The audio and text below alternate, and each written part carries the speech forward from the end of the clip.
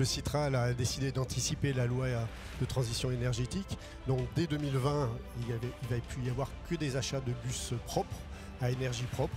Donc on se prépare aux bus électriques, aux bus à hydrogène et puis à des nouvelles formes de trolleybus. Puis c'est aussi, on l'a vu sur les images, la navette autonome. On a déjà un Navly, on va continuer, on va aller plus loin dans les fonctionnalités. Et une deuxième ligne. Ça sera au Parc OL, ça, c'est ça? Voilà, une deuxième ligne au Parc OL avec le Citral et avec une entreprise lyonnaise, Navia bien sûr.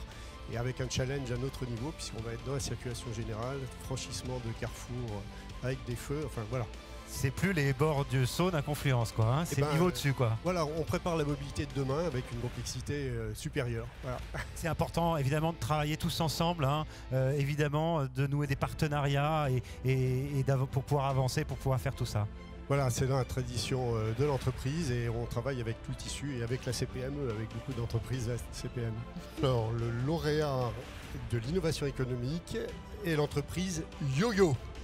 Aujourd'hui, en France, on remarque que c'est dans les zones urbaines et denses que l'on consomme le plus, notamment les bouteilles en plastique, comme vous l'a expliqué Eric dans la vidéo, et c'est là que l'on recycle le moins. Et donc la Duchère, c'était vraiment le terrain parfait pour expérimenter un dispositif comme YoYo qui va récompenser le geste de tri. D'où est venue cette idée de récompense? Donc c'est notamment Eric Braque de la Perrière qui a eu cette idée en voyageant en Égypte et en Birmanie. Il a notamment investi dans une société qui monétisait le travail des chiffonniers du Caire et s'est dit bah ça marche, pourquoi pas faire pareil en France. Et donc du coup il a eu cette idée de faire de l'écologie positive, récompenser ceux qui trient plutôt que punir ceux qui ne trient pas.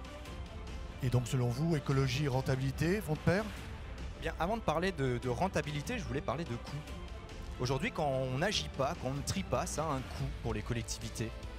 Et bien YoYo va permettre de trier plus, donc de réduire ce coût. Et en devenant en fait un acteur de la collecte et du tri, on va monétiser en vendant des prestations aux métropoles, mais aussi aux entreprises.